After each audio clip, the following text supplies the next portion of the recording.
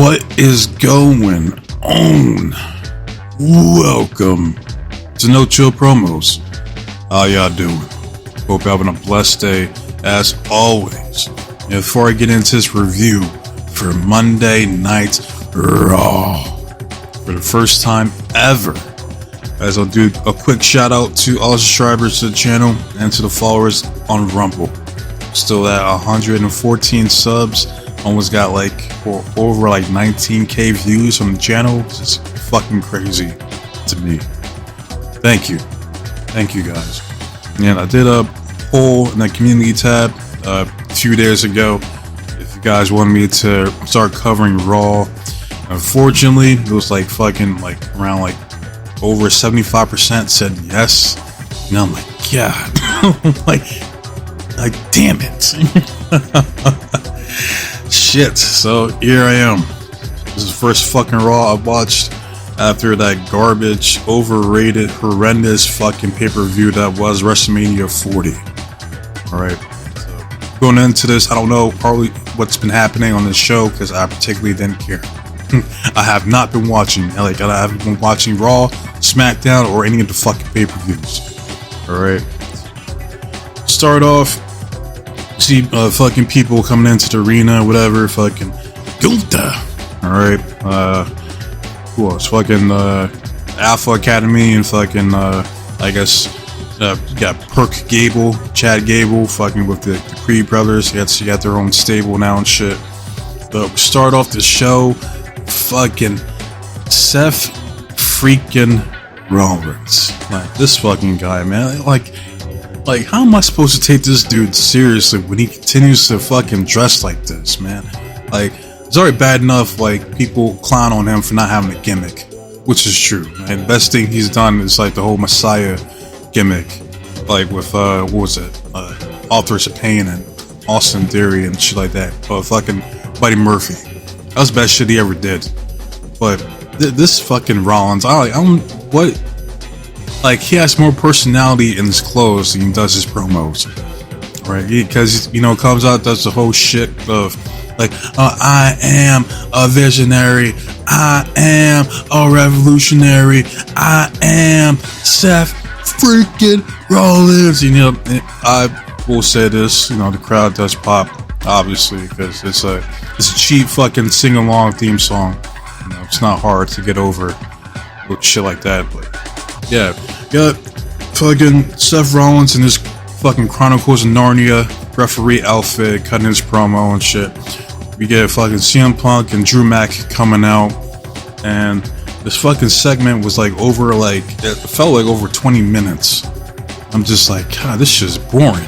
I mean, like, yeah, fucking, it seemed more like Punk was more focused on Seth Rollins than he was with Drew Mac. And then Drew Mac had to like grab the mic. He was like, hey, listen, Paul, you're focusing on the wrong guy.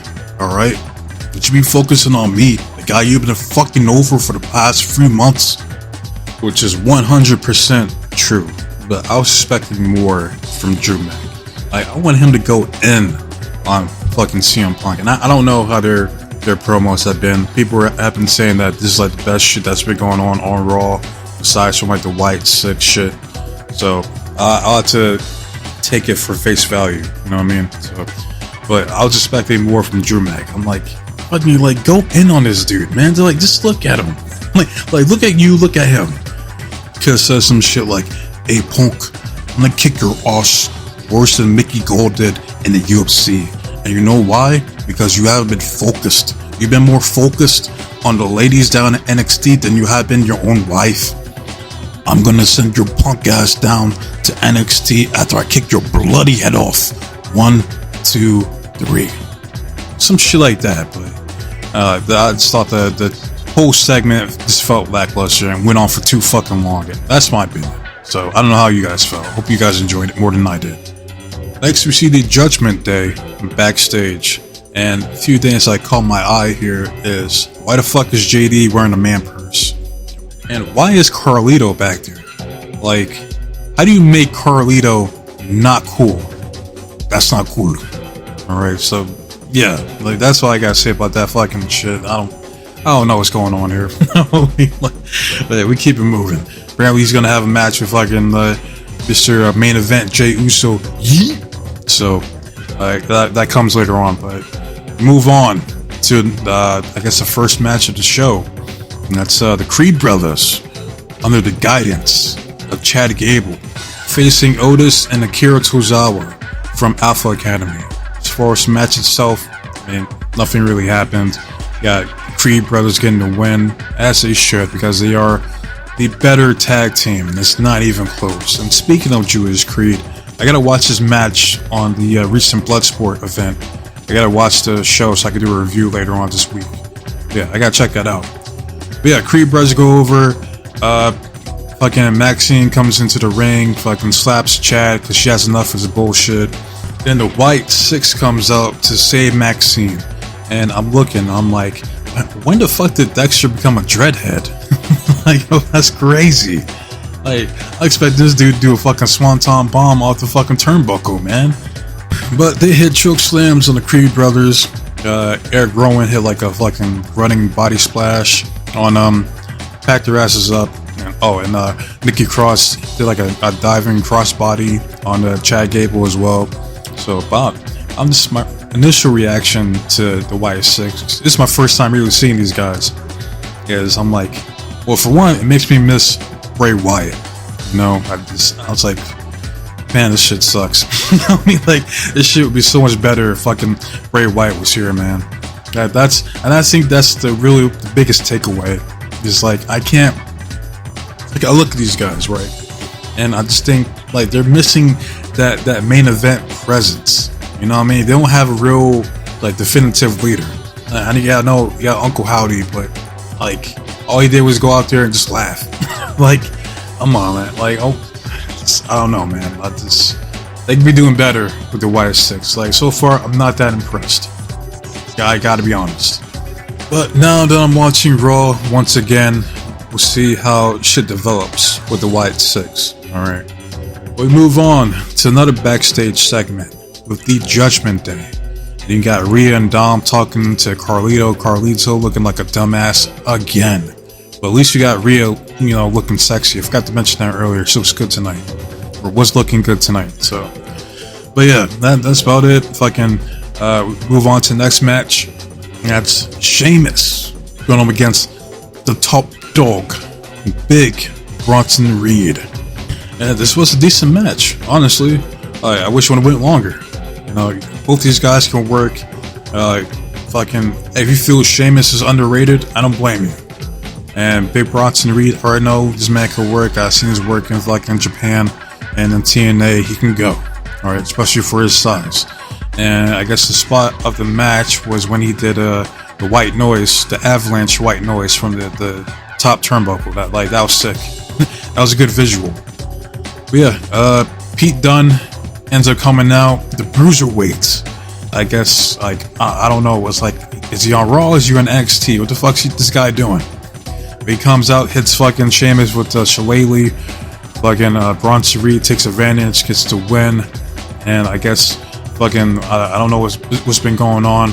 I guess Pete turned heel because he whooped Trick Williams' ass on NXT. So this man is simultaneously beefing with two people on two different shows. So hey, I might have to put Pete Dunne in the running for Play Hater of the Year at this rate. like, that's some savage shit. I'm not gonna lie to you. Next, we get a promo from Damian Priest, the World Heavyweight Champion on Raw. And I gotta admit, this was a good promo.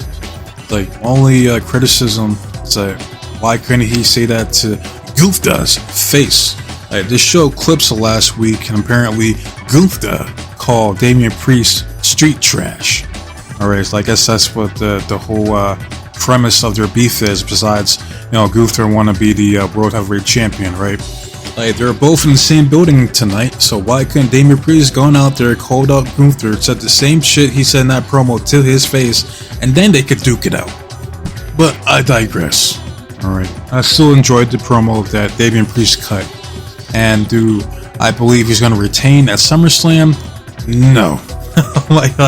No, man. Like, look, you got Gunther, the ring general, alright? This man went over clean on Randy Orton at the King of the Ring, man. Alright, not to mention his demonic 666 days as the Intercontinental Champion. And I guess they got that Berlin show coming up after fucking SummerSlam. So yeah, 100% fucking Gunther is winning at SummerSlam, which is on like this Saturday, isn't it? Yeah, I'm not watching that bullshit. I'm gonna be watching the boxing fight between Crawford and Madriov. I think that's how you say his name. That fight looks like it's gonna be fucking good. That's what I'm gonna be watching. So fuck the other shit. Then we get another video package with LeBron Breaker talking about his match or feud with Super Sami Zayn so far. And look, you got fucking retards that are coming to my comment section talking about like, oh, this guy thinks fucking Braun Breaker got buried. Like, you mark. Like, yeah, he did. Because again, I'm standing on business 10 toes down when I say this shit. You don't fucking feed a guy like Braun Breaker to Sami Zayn of all people. Again, like, Sami shouldn't have never went over on Gunther at WrestleMania 40. That was a fucking mistake. If anything, Sami Zayn should be the one going after fucking Damian Priest. But I don't know. Like, I don't know why people are fine with fucking Sami Zayn being relegated, being stuck right back in the mid card. Like, we've seen him as Intercontinental Champion. And I said this shit before in my past video when I was talking about this shit. Like, I don't get it. Like, yeah, like, oh, as long as he's putting on banger matches, that's okay, right? Like, fuck the fact that he's still not a world champion. But oh no, it's fine. Don't worry. He's gonna win at SummerSlam. I'm like, then why the fuck? Then why even have the match at Money in the Bank just for him to win a fucking SummerSlam? And I'll tell you this right the fuck now, man. It's like, for some fucking reason, some notion, like as of late, is all the big events had to happen at one of the big pay-per-views. Like, so if that's the case, then why the fuck?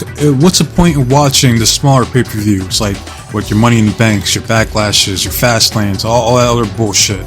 What the fuck's the point of watching if nothing of significance is gonna happen? That's such a retarded logic to have, man. Like these shows need to be unpredictable. There needs to be a sense of danger, when we see like championship matches. Like we used to see fucking championship changes on fucking Raw and SmackDown, every now and again. Like, we can't even get that. Like what should have happened at Money in the Bank is you got Braun Breaker going out there just showing this uncontrollable display of fury. Alright, just beats the fuck out of Sami Zayn to the point where he gets DQ'd. Right? The ref stops a match and he still goes on to fucking beat the shit out of Sami Zayn, right? And then security and everyone fucking pulls him off. Like, how badass would that have been? That visual. It's like, yo, this Braun Breaker dude is a fucking menace. like this dude is a fucking savage, bro. Like, no. What we get is fucking Braun Breaker taking a fucking clean loss to Sami Zayn.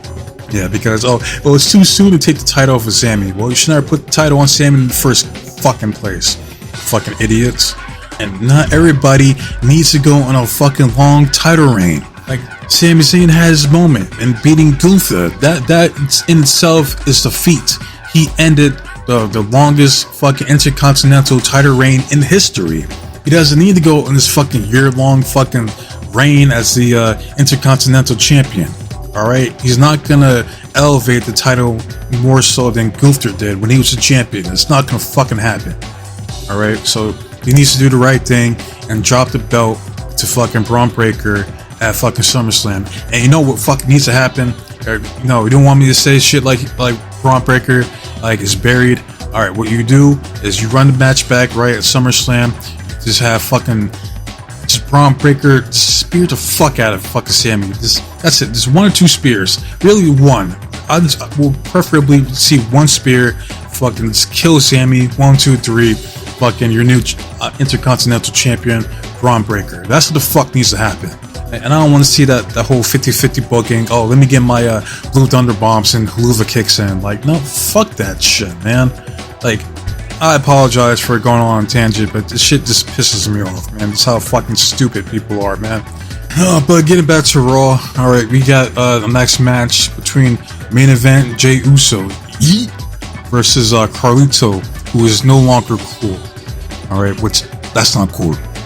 But you got fucking Michael Offbeat Cole, you know, doing the yeeting where he's not supposed to be yeeting, as Pat McAfee pointed out. And I'm just like, this is the fucking guy that you think is better than Booker T on commentary? Like, this motherfucker has no rhythm, like, at all, man. Just looking like a goof, a complete goof out there, man.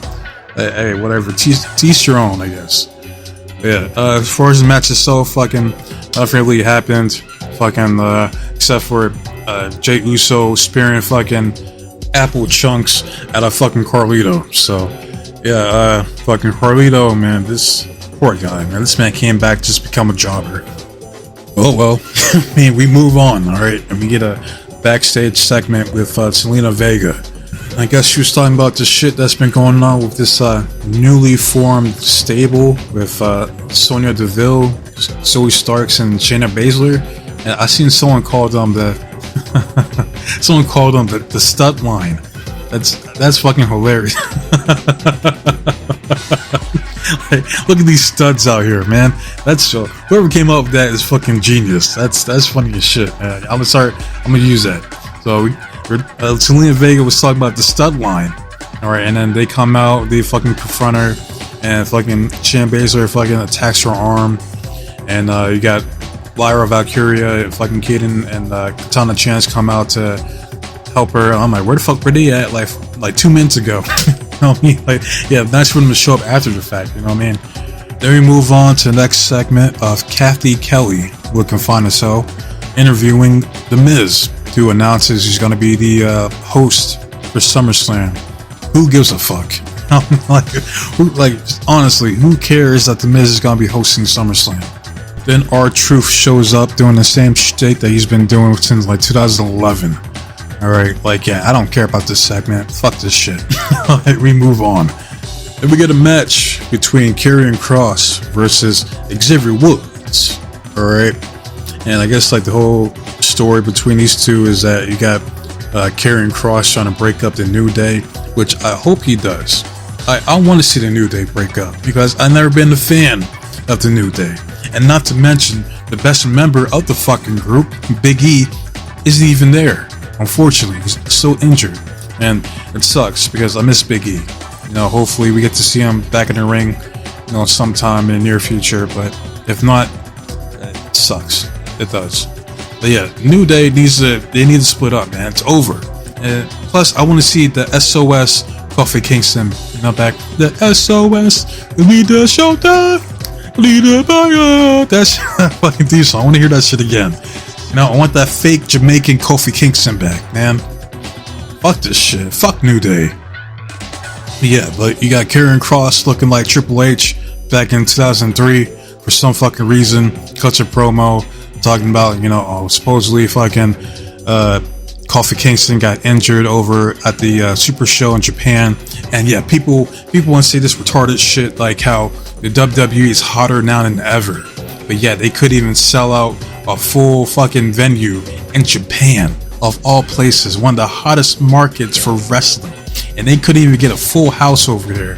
That's fucking pathetic, right? Yeah, but it's hotter than ever, hotter than the fucking 80s or the Attitude Era, the Ruthless Aggression Era. What a fucking joke. All right, but yeah, Karrion Kross cuts his promo, still trying to recruit Xavier Woods, and I would love to see Xavier Woods turn heel because it'll be something new. And that's the fucking problem with this show, man. Like, give us something different, something new, something that hasn't been done before. And like, as far as I can recall, Xavier Woods has been a babyface his entire time he's been in WWE. But yeah, as far as the match itself, it was decent, I guess. It went on a little longer than it should have because I'm like, come on, we gotta keep it a buck. Like, Xavier Woods is a jobber. Like, this man hasn't even won a singles title like his entire time he's been there. Yeah, he's king of the ring, but that they didn't really do shit. That's more like a prop when he won it. Alright. But you get interference from AOP, which is enough for Karrion Kross to take advantage and get the win. Alright, then after the fact, you know, they all do their pose or whatever. I don't know what they plan on doing with this whole story or feud between these two, but I would like to see fucking Xavier turn on fucking Kofi. Like, Xavier Woods has every reason to turn on Kofi Kingston. Like, look, man, you got to be a WWE champion. You got to be on top of the mountain. I haven't gotten shit. Like, I haven't got the same opportunities that you got, man. Like, you know what I'm famous for? I'm famous for smashing Paige with Brad Maddox reporting it. That's what I'm known for. You know, it's some shit like that, you know? But, I don't know. Well, we'll see how shit develops between these two, you know, this whole storyline. So, but we move on. Then we see a clip of Triple H meeting a certain legend when it comes to this wrestling shit. I was a former U.S. Navy SEAL. You're not Mr. McMahon. Jesse the Body Ventura. Right, and it's always good to see him. You know who does the best fucking Jesse the Body Ventura impression? Karrion Kross, as a matter of fact. Like, his fucking impression is spot on. That shit's hilarious. He was like, oh, what's the matter, Chris? I was doing tricep extensions in the Gulf of Tonkin. Some shit like that.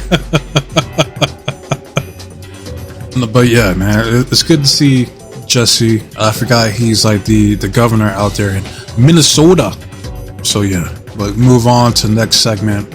And we got the sexy Jackie Redmond interviewing Super Sami Zayn. And it's like, I look at Sami, man. Like, look, I've always liked Sami Zayn, more so than I did fucking Kevin Owens. That's for damn sure. But I'm just like, why is he not going after the World Heavyweight Championship, man?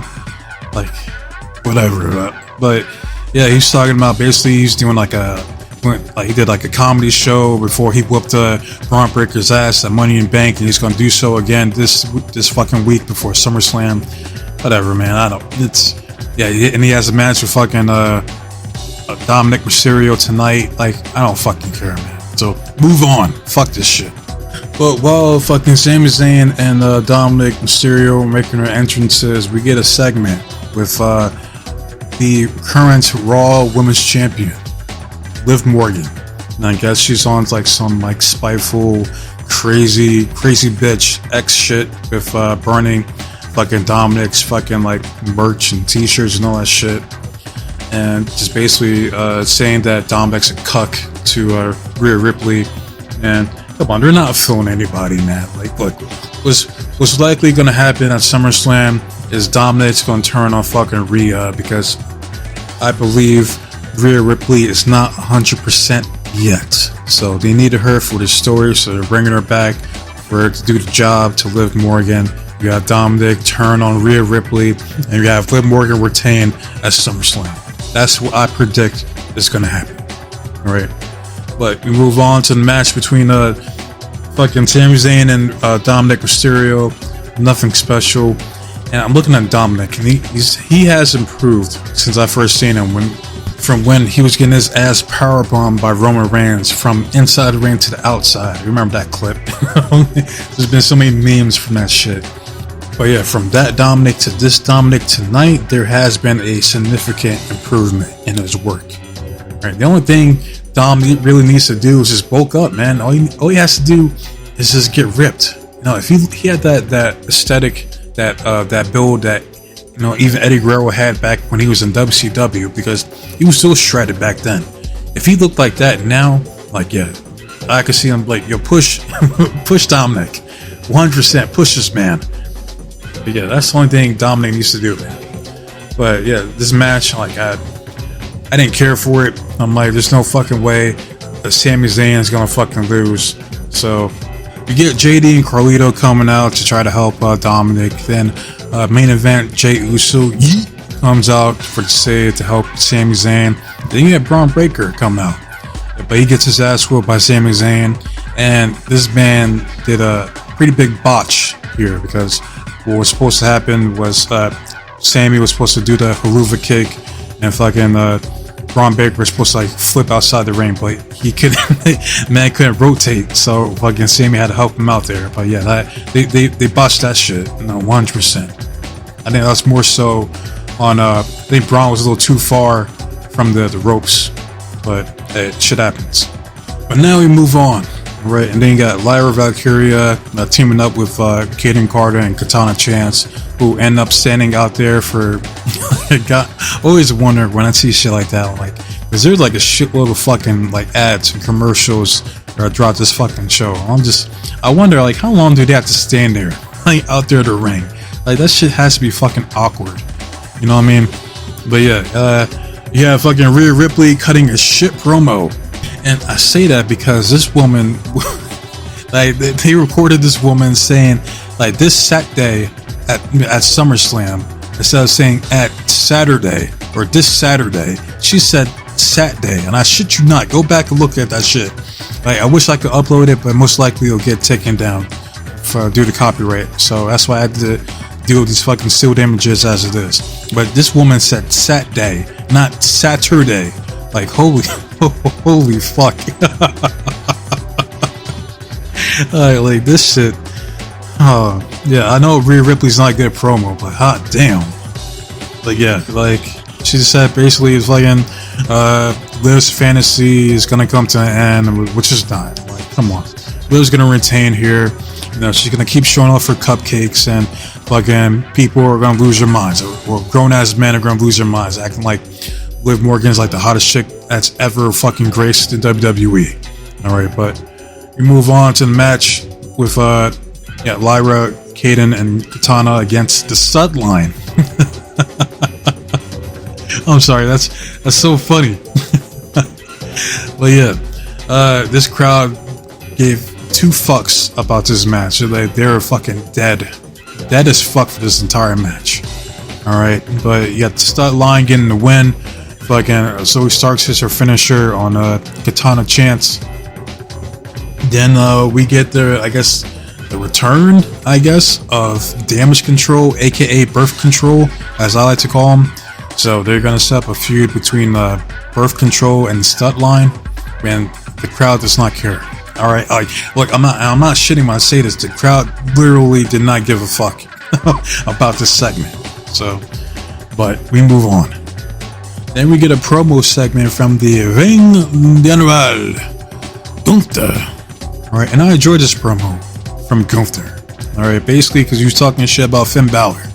Talking about, you know, you were once destined to do great things here, but ever since you aligned yourself with those Judgment Day weirdos, you're just the same as they are. Street trash. Which is, he's 100% correct. Right, because one, they could have done way more with Finn Balor than what they did. And now, since he's been stuck in this fucking group, like, oh yeah, he's a fucking tag team champions with fucking JD. Whoop-de-doo. like this man couldn't even beat Rollins for the World Heavyweight Championship when he had all the momentum to do so. But no, they didn't want to pull the trigger. So ever since then, I stopped giving a fuck about Finn Balor. So do I expect him to win a fucking match between Gunther right before his fucking title match at SummerSlam? Come on now. Come on. All right, let's be real.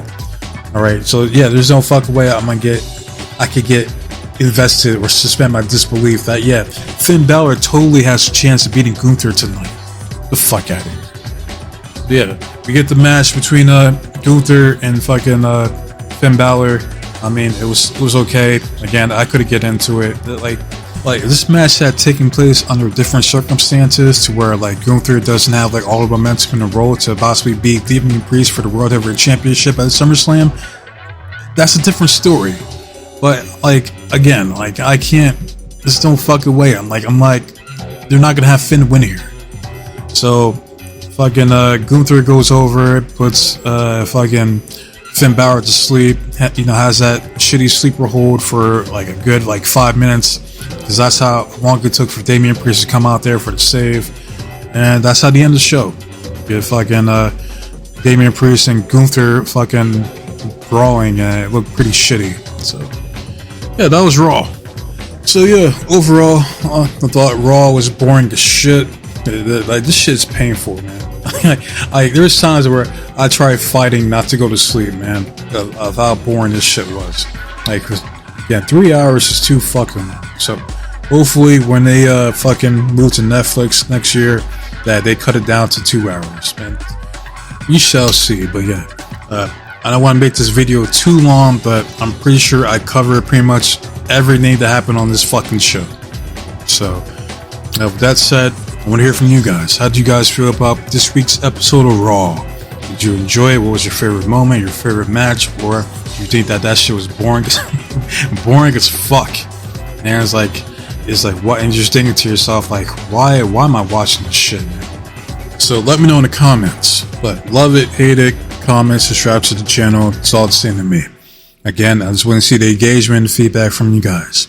And I know it's been a while. Like, this past few videos, like, I haven't really been getting shit. like my past few videos have been dead as fuck, man. But so yeah, like, hopefully, you know, this video, this review, you know, gets some attention. Like, I want to hear from you guys. How do you guys feel about Raw? Like, you guys wanted me to fucking watch this shit and cover it, and that's what I did here. All right, so I gave you my honest take on everything that happened. So as far as my next video, I'm gonna finish up the Noah Destination video, because I did enjoy the pay-per-view as a whole. So I'll give my take on it. So that'll be later today.